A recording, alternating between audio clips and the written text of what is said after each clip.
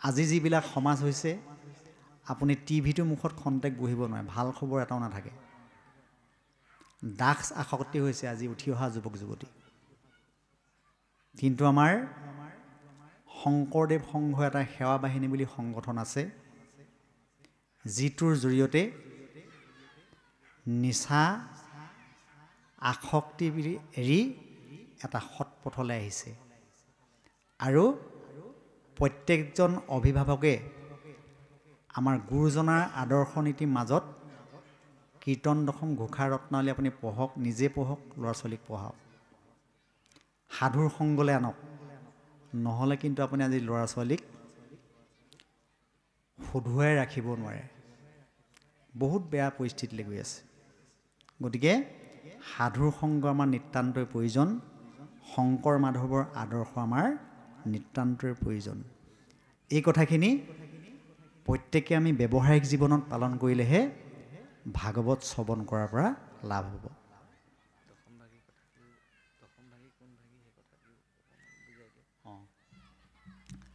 দশমভাগী হৈছে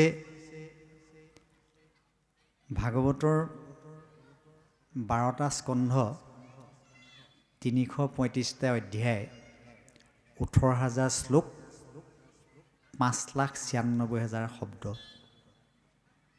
দশম স্কন্ধত 90টা অধ্যায় আছে।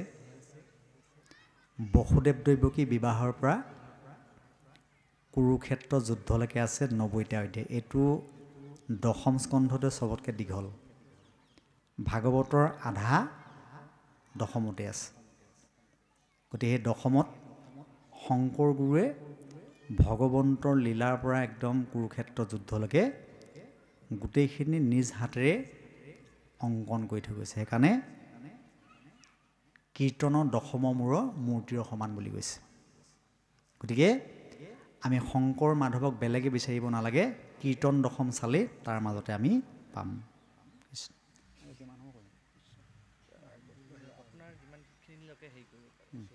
কৃষ্ণ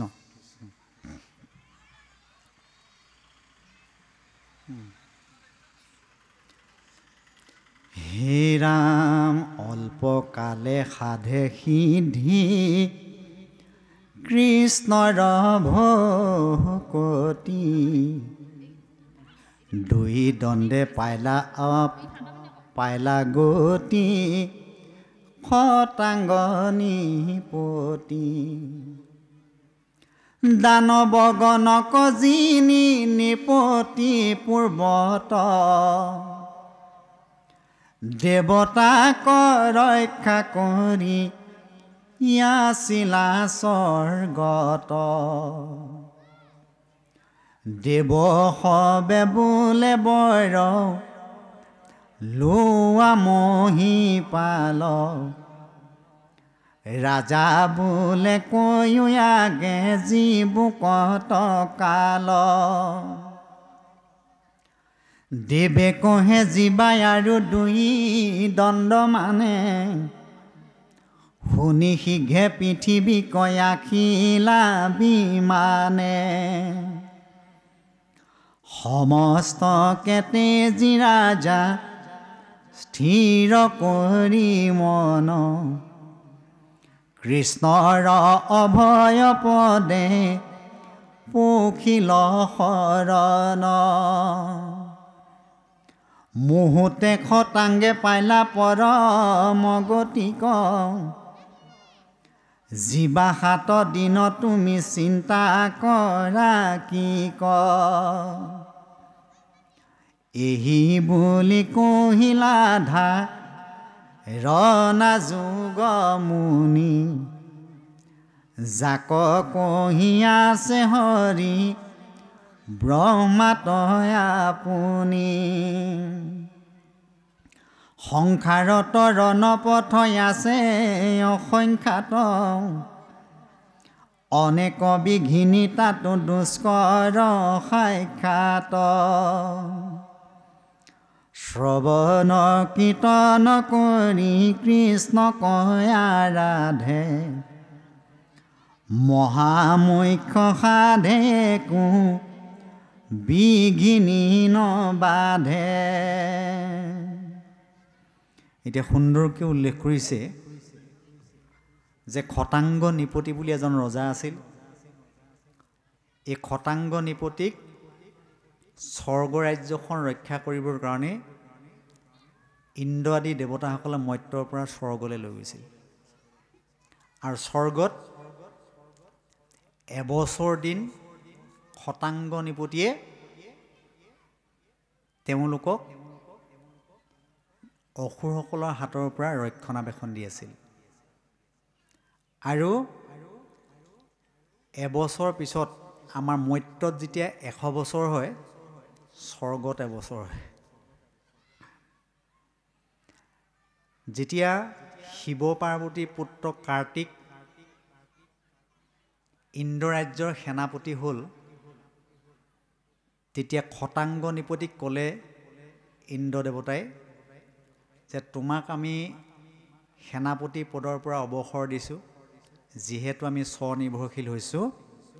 শিৱ পাৰ্বতী পুত্ৰ কাৰ্তিক আমাৰ সেনাপতি হৈছে। গতিকে তোমাক এই বৃদ্ধ বয়সত আমি এই কামৰ পৰা অব্যাহতি দিলোঁ। তুমি এতিয়া যদি কিবা এটা বৰ বিচৰা আমাৰ পৰা বৰ ল'ব পাৰিবা। তেতিয়া খটাংগ নিপতিয়ে সুধিলে, বাৰু মোক আপোনাৰ বাবে বৰ দিয়া আগতে মোক এটা চাই দিয়কচোন, মই কিমান দিন জীয়াই থাকিম। তেতিয়া দেৱতাসকলে যোগৰ বলে চাই ক'লে, তুমি মাত্ৰ 2 দণ্ড সময় জীয়াই থাকিবা। এতিয়া 1 দণ্ডৰ সময় হৈছে 24 মিনিট, 2 দণ্ডৰ সময় হৈছে 48 মিনিট, অৰ্থাৎ তেওঁ 1 ঘণ্টা সময় জীয়াই নাথাকে। আৰু দেৱতাসকলে যোগৰ বলে আনি পেলাই তেওঁক পৃথিৱীত থৈ গ'ল। আৰু 2 দণ্ড সময় ভগৱন্তক ধ্যান কৰি এই খটাংগ নিপতিয়ে ভগৱন্তত লীন গ'ল। এতিয়া পৰীক্ষিত ৰজাক কি কৈছে যে তুমি কিমান দিন পাইছা? 7 দিন 7 ৰাতি পাইছা। গতিকে এই 7 দিন 7 ৰাতি তুমি তৰিবলৈ অনেক পথ আছে। এতিয়া পৰীক্ষিত ৰজা যেতিয়া সাপত পতিত হৈ গ'ল, 28,000 সহস্ৰ ঋষিমুনি আহি বিভিন্নজনে বিভিন্নটা মত দিছে।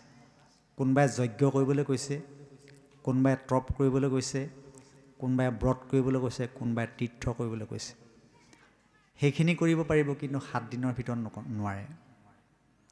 এতিয়া যজ্ঞ কৰিবলৈ যিডোখৰ স্থানত যজ্ঞ কৰিব, ৰজাই সোণৰ নাঙলে হাল বাব লাগিব, 12 বছৰ খেতি কৰিব লাগিব, ইবছৰতকৈ সিবছৰ সৰিয়হৰ উৎপাদনটো বাঢ়ি যাব লাগিব। সেইডোখৰ স্থানহে যজ্ঞ কৰাৰ উপযুক্ত স্থান হ'ব। এতিয়া সিমানখিনি সময় নাই। তীৰ্থলৈ যাব পাৰিব, তীৰ্থ কৰি হয়তো ঘূৰি আহি নাপাবও পাৰে। আৰু নানা ঋষি নানা মত, কোনো সঠিক সিদ্ধান্ত দিব নোৱাৰিলে শেষত শুকমুনি আহি পেলাই কি কৈছেহি? হি নালাগে যায় বাক ৰাজা, তুমি তপোবনে, গৃহে থাকি কৰা তুমি শ্ৰৱণ কীৰ্তন। গতিকে তুমি এইবিলাক চব নৎসাত কৰি তুমি 7 দিন 7 ৰাতি ভাগৱত শ্ৰৱণ কৰা। 1ম স্কন্ধৰ পৰা 12শ স্কন্ধলৈকে ভাগৱত শ্ৰৱণ কৰিছে। আৰু 12শ স্কন্ধৰ শেষত তক্ষকে পৰীক্ষিতক দংশন কৰিছে। কৰাৰ লগে লগে তেওঁ শৰীৰটো ভস্ম হৈ গ'ল, আত্মাটো ভগৱন্তত লীন গ'ল। এতিয়া পৰীক্ষিত ৰজা যেনেকৈ 7 দিন, আমাৰ সকলোৰে 7 দিন। আমি 7 দিনৰ ভিতৰতে জন্মও হ'ব লাগিব, মৃত্যুও হ'ব লাগিব। গতিকে আমাৰ এটা দিনো যদি যাতে খালী নাযায়। মাধৱ পুৰুষে ঘোষাত লিখিছে, সেহিখে দুদিনৰ বুলিয়ে ভাই, মেঘাচন্ন নহয় দুদিন। সেইটো দিনো আমাৰ বেয়া দিন নহয়, যিটো দিন মেঘে গাজনিয়ে ঢেৰেকণিয়ে বতৰৰ চকুৱে মেলা নাই। কিন্তু আমাৰ কাৰণে দুদিন সেইটোহে, যিটো দিনত আমি গুৰু সেৱা কৰিব পৰা নাই, এজন ভকতক সেৱা কৰিব পৰা নাই, সেইটো দিনহে আমাৰ দুৰ্দিন বুলি কৈছে। এতিয়া আমাৰ হিচাপটো কেনেকৈ হ'ব? আমাৰ শৰীৰত 14জন সাক্ষী আছে, 2জন কেৰাণী আছে, চিত্ৰ আৰু গুপ্ত। আমি প্ৰতিদিনৰ দিনলিপিত কি কি কৈছোঁ চিত্ৰই দেখাখিনি লিখিব, গুপ্তই যিখিনি আপুনি মনে মনে কৈছে কোনেও দেখা নাই সেইখিনি লিখি যাব।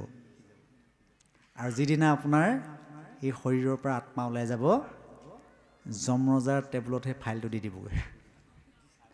যমৰজাই এফালৰ পৰা চাই যাব আৰু কিমান দিন ঈশ্বৰৰ সেৱা কৰিলে, কিমান দিন নাই কৰা, কিমান দিন বিঠাত পঠিয়ালে, সেইবোৰ হিচাপ নিকাচ কৰি যদি আপুনি ভাল কাম কৰিছে ভাল জেগালৈ পঠিয়াব, যদি বেয়া কাম কৰিছে বেয়া জেগালৈ আকৌ পঠিয়াই দিব।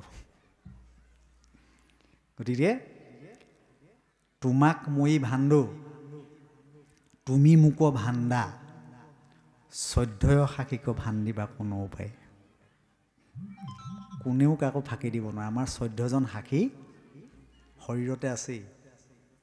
সেইকাৰণে শংকৰ গুৰুৱে চকুৰি ভকতক, প্ৰতিজন ভকতক এটা এটা বগৰী দি পঠিয়াইছে। আৰু বগৰীটো কৈছে যে কোনেও নেদেখাকৈ খাব লাগিব, আৰু পিছদিনা মোক কোনে ক'ত ক'ত খালে ক'ব লাগিব। এতিয়া 24জন ভকতে 120জন ভকতে এটা এটা বগৰী লৈ গৈছে। কোনোবাই কৈছে মই বিচনাত তলত খালোঁ, কোনেও দেখা নাই। কোনোবাই কৈছে মই দৰ্জা চুকত সোমাই খাইছোঁ, কোনেও দেখা নাই। এনেকৈ বিভিন্নজনে বিভিন্নভাৱে কৈছে। কিন্তু ৰামৰামাটোৱে কি কৰিলে, বগৰীটো আনি পেলাই শংকৰ গুৰুক ঘূৰাই দিলে। কৈছে মই খাবলৈ জেগাই নাপালোঁ, মই ক'ত লুকুৱাই খাম, মোৰ শৰীৰত দেখোন 14জন সাক্ষী 2জন কেৰাণী আছেই। তেতিয়া মাধৱ পুৰুষে এই ঘোষাত লিখি দিছে, তোমাক মই ভাণ্ডো, তুমি মোক ভাণ্ডা, 14 সাক্ষীক ভাণ্ডিবা কোনো উপায়। গতিকে আমি কোনেও কাকো ফাঁকি দিব নোৱাৰোঁ। ফাঁকিটো কাক দিয়ে? নিজকে দিয়ে, আনক দিব নোৱাৰে। বাৰু কৃষ্ণ।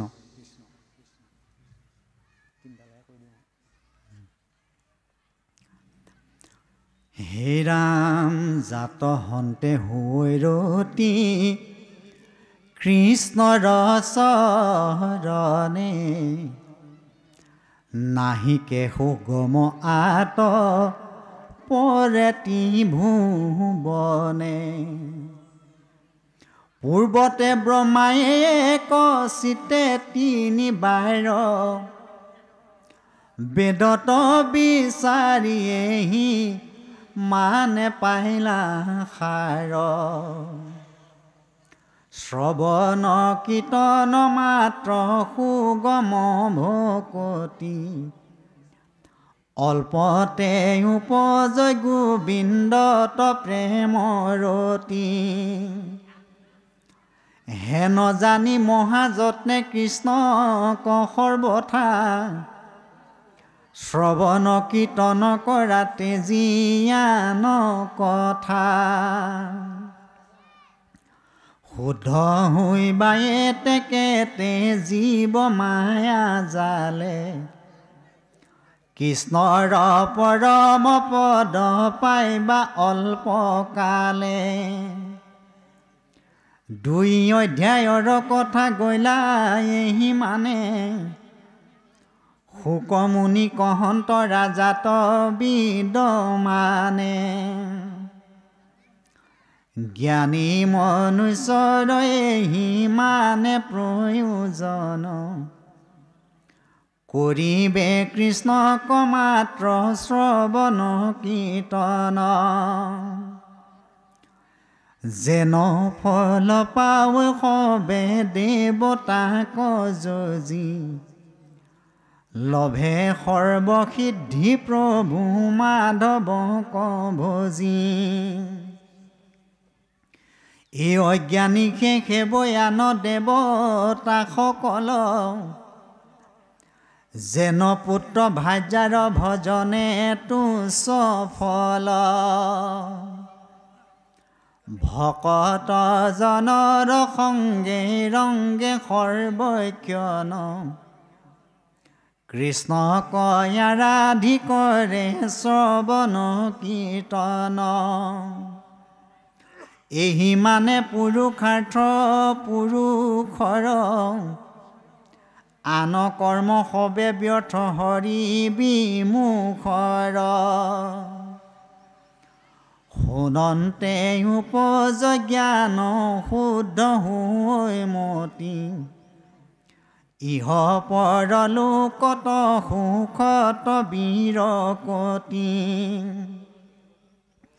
মুখ্যটোই অধিক সুখ প্ৰেম ভকতি হেন হৰি কথাত নকৰ কোনে ৰতি হেন শুনি সুতত শৌনকে বিনাবন্ত আৰু কিবা শোকত শুনি পতি পুচিলন্ত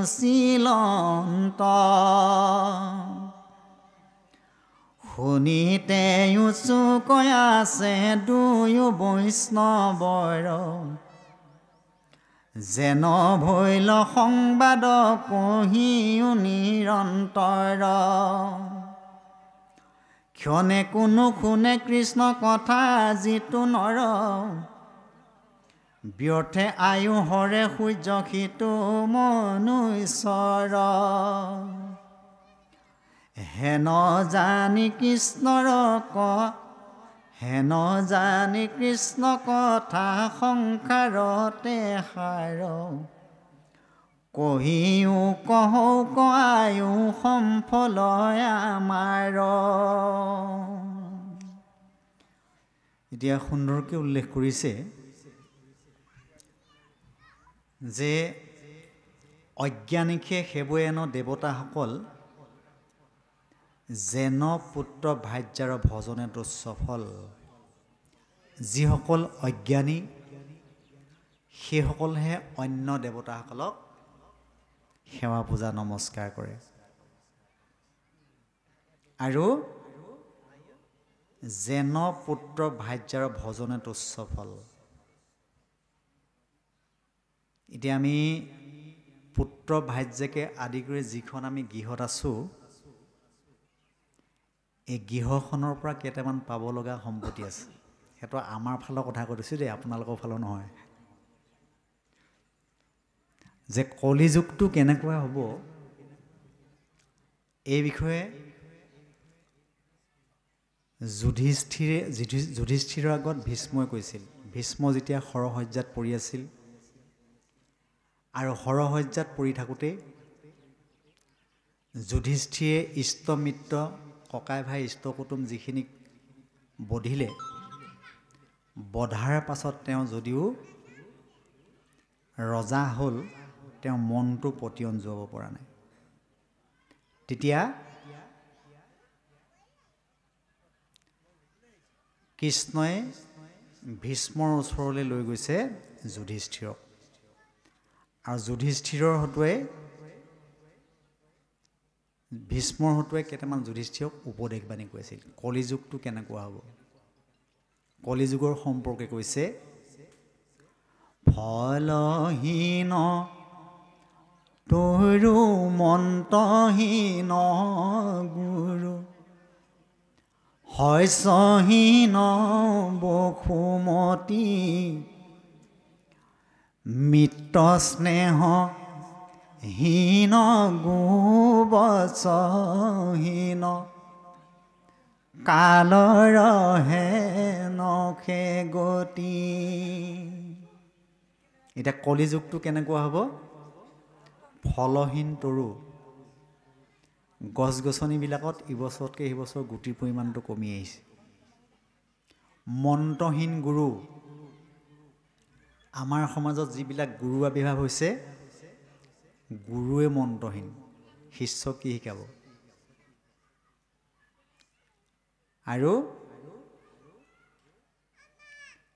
মিত্ৰ স্নেহহীন এতিয়া কলিযুগত মিতিৰ মাত্ৰ দুঘৰ আমাৰ ফালৰ কথা কৈছোঁ দেই আপোনালোকৰ ফাল নাই কোৱা যি ঘৰলৈ ছোৱালী দিছে যি ঘৰলৈ নিছে শহুৱেক শাহুৱেক আৰু জীয়েক জোৱায়েকৰ মাজত আদান প্ৰদানটো থাকে বাকী যিবিলাক মোমাই ভাগিন পেহী মাহী যিমানবিলাক জেঠাই ইষ্ট কুটুম্ব আছে এইবিলাক কাৰো ঘৰত যাবলৈ সময় নাই। কেতিয়া যায় গম পাইছেনে? যদি কোনোবা এজন বিয়োগ হৈছে খবৰ দিলেহি এপাক নগ'লে বেয়া হ'বলৈ অকণমান গৈ থিয় হয়, তাৰ বাহিৰে যাবলৈ সময় নাই। যদি বিবাহ এখন ওলাইছে খবৰ দি থৈ যায়, নগ'লে বেয়া হ'ব বুলি খন্তেক গৈ থিয় হয়, তাৰ বাহিৰে যোৱাৰ সময় নাই। সেইটো আমাৰ ফালৰ কথা কৈছোঁ, দেখিছোঁ। আপোনালোকৰ ফালে তেনেকুৱা নহয় চাগে। এতিয়া মিতিৰৰ মৰম চেনেহ কেনেকুৱা? গো বৎসহীন। যদি আপুনি বাজিগাই এজনী পোহে গোবৰ চোবৰ পাব, কিন্তু লাইফত গাখীৰ খাব নাপায়। কালৰো সেনেকুৱা গতি, এতিয়া সময়টো তেনেকুৱা বুলি কৈছে। তাৰপাছত আমি গৃহখনৰ পৰা কি কি পাওঁ এই কথাকেইটা সুন্দৰকৈ উল্লেখ কৰিছে। এই সব সম কলে বৰ পুত্ৰ ভাৰ্যাই আদি কৰি কেৱলে দুখৰ বহু ভাৰ শোকমোহ মহাভয় হানি অপমান ছয় দিনে ৰাতি নুগুচে অপাৰ।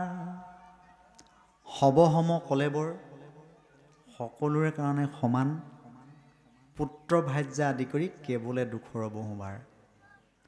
পুত্ৰ ভাৰ্যাকে আদি কৰি আমি যিখন ভাৰ বৈ আছোঁ এই ভাৰখন সম্পূৰ্ণ দুখৰ বুলি কৈছে। আৰু ইয়াৰ পৰা পাব লগা সম্পত্তিকেইটা শোক মোহ মহাভয় হানি আৰু অপমান দিনে ৰাতি নুগুচে অপাৰ। এইকেইটা আমাৰ কলি যুগত গৃহখনৰ পৰা পাব লগা সম্পত্তি। যদি ইয়াতকৈ আমি ভাল সম্পত্তি পাব বিচাৰোঁ তেতিয়া আমি শাস্ত্ৰৰ আশ্ৰয় ল'ব লাগিব। কোনটো আশ্ৰয়? এই শুনিও সৰ্জন শাস্ত্ৰ সাৰ সকল সম্প্ৰতি জানা তাৰ হৰি ভক্তি ৰখে সন্তোষ মন যাহাৰ চৰ্মৰ নিমিত্তে পানজুৰি চৰণ ঢাকিলে যিটো জন যেন সবে ভূমি শৰ্মাবৃত ভৈলা তাৰ। এতিয়া শাস্ত্ৰই আমাক কোনটো সম্পত্তি ল'বলৈ কৈছে? শুনিও সৰ্জন শাস্ত্ৰৰ সাৰ। আমাৰ যিবিলাক শাস্ত্ৰৰ সাৰমৰ্ম সেইবিলাক ল'বলৈ কৈছে। এতিয়া কলিযুগত ভকত 3 প্ৰকাৰ, দাপৰ যুগলৈকে 4 প্ৰকাৰ আছিলে। মই প্ৰকাৰকেইটা কৈ থৈ যাম। এতিয়া দাপৰ যুগত আছিল জ্ঞানী ভকত, জিজ্ঞাসু ভকত, অৰ্থাৰ্থী ভকত আৰু আৰ্ত ভকত। এতিয়া কলি যুগত সাৰ খোৱা, ধাৰ খোৱা, মাৰ খোৱা। সাৰ খোৱা হৈছে ইয়াত যিকেইটা কথা শুনিব এইকেইটা শুহি গিলি লৈ যাব আনক ক'ব, সেইটো বৰ উপকাৰ আছে, সেইটো সাৰ খোৱা বুলি কয়। আৰু ধাৰ খোৱাবিলাক কি হয়? ইয়াতে শুনিলে ইয়াতে এৰিলে, ঘৰ নাপায়গৈ আৰু মাৰ খোৱা কোনবিলাক কয়? নিজেতো নুশুনে, আনকো শুনাৰ সুবিধা নিদিয়ে, কথা পাতৰ গতি। গতিকে আমি শাস্ত্ৰৰ সাৰখিনি কিমান লৈছোঁ, হিংসা ৰিখা কিমান এৰিব পাৰিছোঁ, সেইটো প্ৰত্যেকে নিজেহে অনুভৱ কৰিব পাৰিব।